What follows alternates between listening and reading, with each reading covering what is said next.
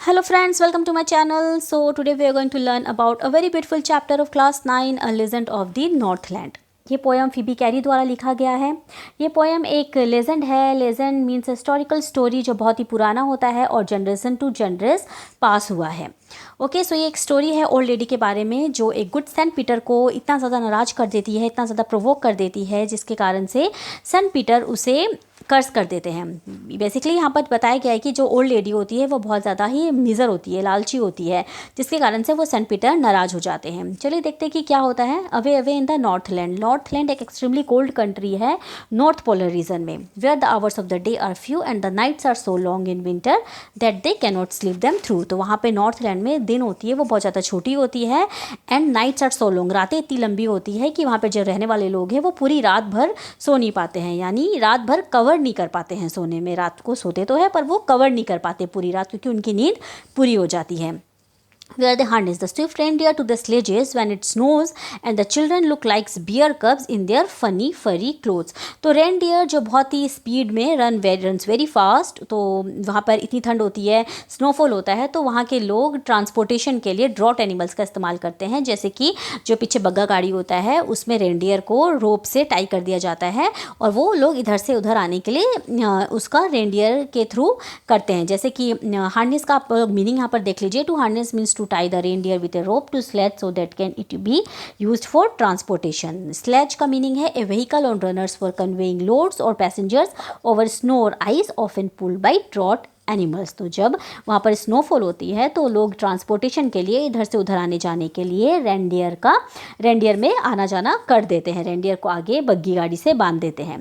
और वहाँ पर जो बच्चे होते हैं वो बहुत ही क्यूट फनी फरी क्लोथ्स पहने हुए होते हैं। उन्हें बियर्स कब कहा गया है। कब्स होते हैं कोई भी स्मॉल बेबी एनिमल होती है ना, जैसे लायन, बियर, वुल्फ, कोई भी, तो यहाँ पर उनसे कंपेयर किया गया है बेसिकली बियर्स कब से, क्योंकि वो जो क्लोथ्स पहनते हैं ठंड के समय में वहाँ पर नॉर्थलैंड में, तो वो फरी होता है, फर वाले कपड़े पहनते हैं, तो वो बहुत ही फनी लगता है। तो फनी फरी क्लोथ्स एक पोएटिक डिवाइस भी है जिसके बारे में मैं लास्ट में बात करूंगी।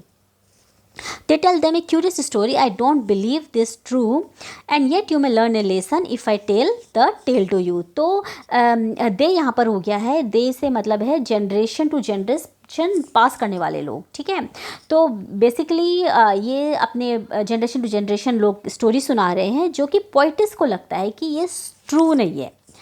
दिस है short form of it is का, ठीक है। सो उनको लगता है कि ये स्टोरी में नॉट बी ट्रू। वो क्यों रीज़न से लगता है वो मैं आपको बाद में बताऊंगी, ठीक है। सो बट आपको ये स्टोरी वो पोइटिस बता रही है क्योंकि उन्हें ऐसा लगता है कि आप कोई लेसन लर्न करोगे उससे, ठीक है। अगर वो स्टोरी आपको बताएंगी तो बेसिकली आपको इस स्टोरी से ये आप लेसन लर्न करोगे कि हमें दूसरों की मदद करनी चाहिए, ठीक है। अगर आप इतने सक्षम हो कि आप किसी की मदद कर सकते हो तो आपको ज़रूर करनी चाहिए, और अगर आप नहीं करते हो तो इसका अंजाम क्या होता है, उस ओल्ड लेडी का अंजाम क्या होता है, वो हम इस लेसन से देखते हैं। Okay, so once when the good Saint Peter lived in the world below and walked about it preaching just as he did you know. तो आप लोग सबको पता है कि जो सेंट पीटर है, मतलब just as he did you know का मतलब है कि आपको पता ही है कि जो सेंट पीटर है, यानी कि सेंट समझ लो, सेंट जो होते हैं वो बहुत ही अच्छे होते हैं, डिसिपल होते हैं, फॉलोवर होते हैं जीसस क्राइस्ट के। तो यहाँ पे सेंट पीटर है वो, ठीक है। सो वो प्रीचिंग मतलब कि अपने जो भगवान के बारे में है, रिलीजियस टॉक्स होता है, प्रीचिंग मतलब टू गिव रिलीजियस टॉक्स, तो वो अपने भगवान के बारे में रिलीजियस टॉक्स करके पूरे दुनिया में ऐसे बताते रहते हैं, ठीक है। सो वो बताकर आ रहे हैं और वो एक लेडी है, he came to the door of a cottage, उनके घर के बाहर वो आते हैं, वो लेडी के, ओल्ड लेडी के, इन ट्रैवलिंग राउंड द अर्थ, पूरी दुनिया में घूमकर वो उस कॉटेज के बाहर आते हैं अपने रिलीजियस टॉक्स करके, अपने प्रीच करके अपने जो भगवान के बारे में। So where a little woman was making cakes, तो वहाँ पर वो जो ओल्ड लेडी है वो केक बना रही होती है, and baking them on the hearth, hearth यानी कि the part of the brick oven on which the fire rest, मतलब कि एक तरफ ईंट रख दो, दूसरी तरफ ईंट रख दो, और उसके बीच में जो फायर होती है ना, जो आप लोग को जो नॉर्थ पोलर रीजन में क्या होता है कि बेसिकली लोगों को ये ऐसे हर्थ में गर्मी भी पहुंचाते हैं, और कुछ बेक भी कर लो वहाँ पर, मतलब कुछ बनाना है तो बना लो। तो बेसिकली ये लेडी क्या करती है, उसमें केक्स बनाती है। तो वो जो सेंट पीटर उनके दरवाजे पर आते हैं, कॉटेज में आते हैं, और वो बहुत ज़्यादा भूखे होते हैं उस समय, क्योंकि उनको दिन भर फास्टिंग हुआ रहता है उनका।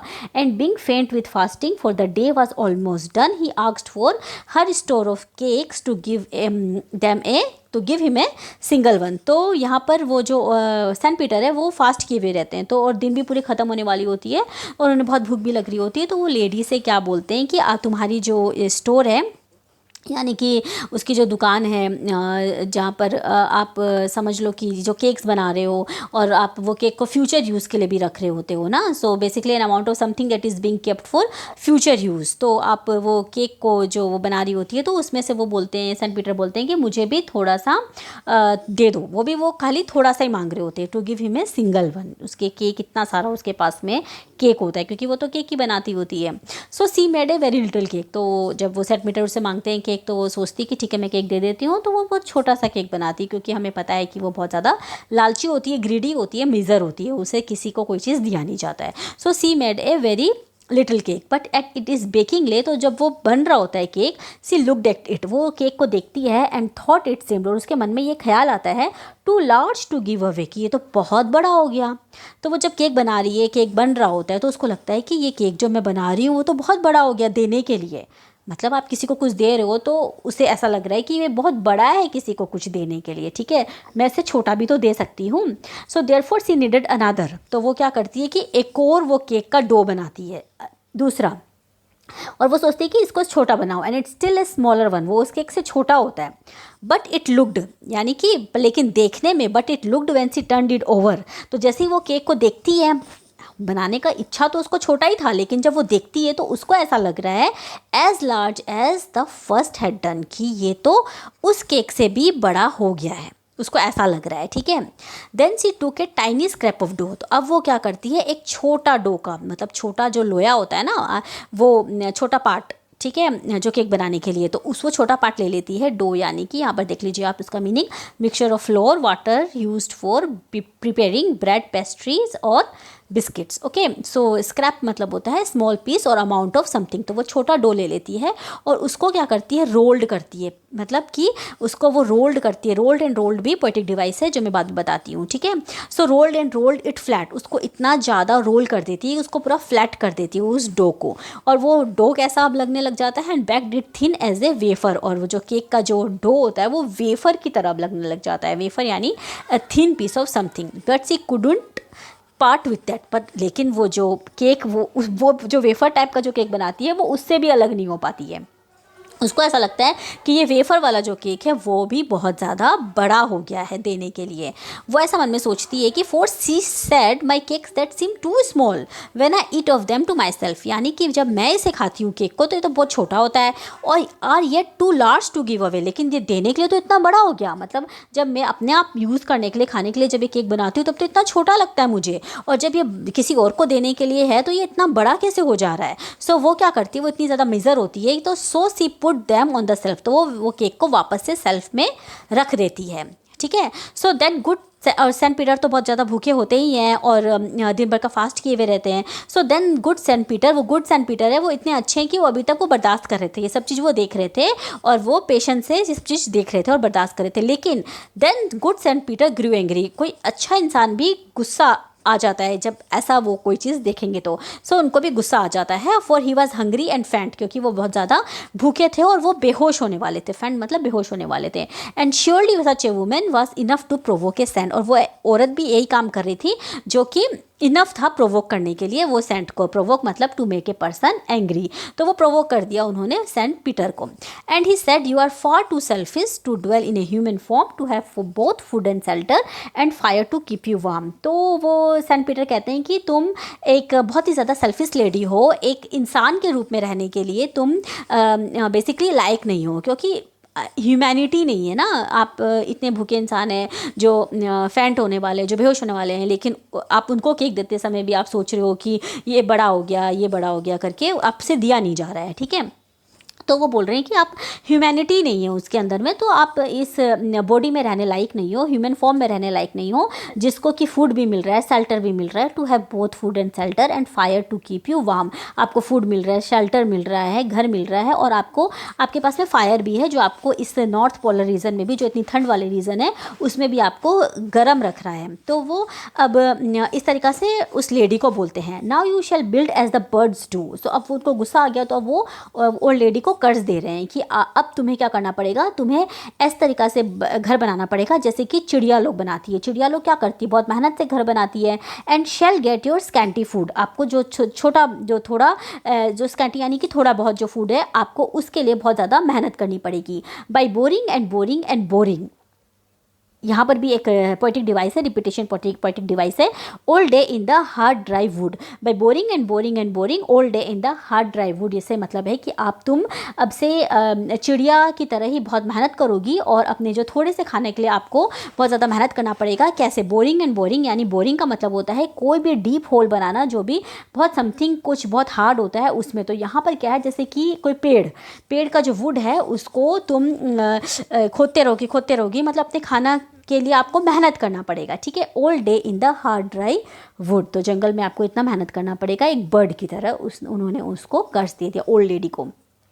Then she went up through the chimney never speaking a word, तो वो चिड़िया बन जाती है और वो उड़ जाती है, उड़ के कहाँ, चिमनी से उड़ के चल जाती है। Chimney A pipe through which smoke goes up in the air usually through the roof of A building, तो वो चिमनी से उड़कर चले जाती है, कभी बोल नहीं पाती है। Okay, so and out of the top flu A would picker, तो वो चिड़िया के रूप में क्या बनती है, वुड पेकर बनती है, ठीक है। For she was change to a bird, वो बर्ड बन जाती है, वुड पेकर बर्ड बन जाती है, वो चिमनी से उड़कर चली जाती है। She had a scarlet cap on her head, तो बेसिकली तो वो पूरा चेंज होके पूरी ट्रांसफॉर्म हो जाती है और चिड़िया बन जाती है।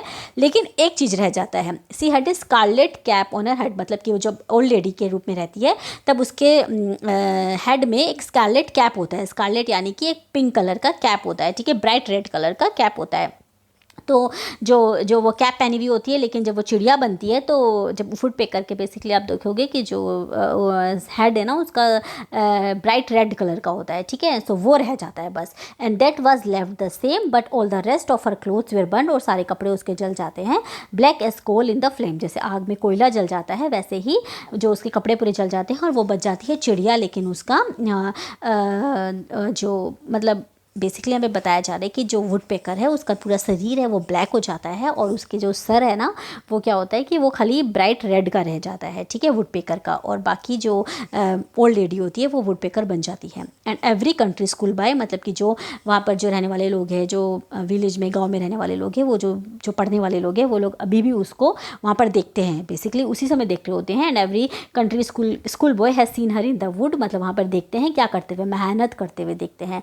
Where she lives in the trees till this very day, आज के दिन में भी वो लेडी वो उस पेड़ में रह रही है। Boring and boring for food, मतलब कि मेहनत कर रही है वुड पेकर बन के, लकड़ी में डीप होल वो जो बना रही है और मेहनत कर रही है अपने खाने के लिए। तो इस तरीक़ा से सेंट पीटर ने उसे कर्ज दे दिया है और वो बोरिंग एंड बोरिंग यानी कि खोद रही है अभी भी और वो मेहनत कर रही है अपने खाने के लिए। तो ये फीबी कैरी द्वारा लिखा हुआ बहुत सुंदर ही पोएम है जो हमें ये लेसन दे रहा है कि आपको किसी भी इंसान की अगर आप सक्षम हैं तो मदद ज़रूर करनी चाहिए। सो एक बैलेड है, बैलेड एक स्टोरी होता है जो कि शॉर्ट स्टैंडर्स में बताया जाता है, एक फोक कल्चर, पॉपुलर कल्चर जो जनरेशन टू जनरेशन ओरली पास किया जाता है। सो एक लेजेंड ऑफ द नॉर्थलैंड इसे बैलेड। तो मैं जो बता रही थी आपको कि इसमें कुछ पोइटिक डिवाइस भी है जैसे कि स्माइली, ठीक है। तो स्माइली क्या होता है कि एक जो एज और लाइक, जैसे कि the childrens looks like bears का bag it as thin as a wafer you shall build as the birds do black as a coal in the flame, ये सब एक सिमिली हो गया, ठीक है। एलिट्रेशन दैट जो रिपीट होता है same word, that they them through, तो that they can not sleep them through to the sledges when it snows in their funny furry clothes, they tell them a curious story yet you may learn a lesson if I tell a tale to you. तो इसमें क्या हुआ basically जो T ये जो F जो funny फरी ये जो रिपीटेशन हो रहा है उसको हम लोग एलिटरेशन कहेंगे, ठीक है।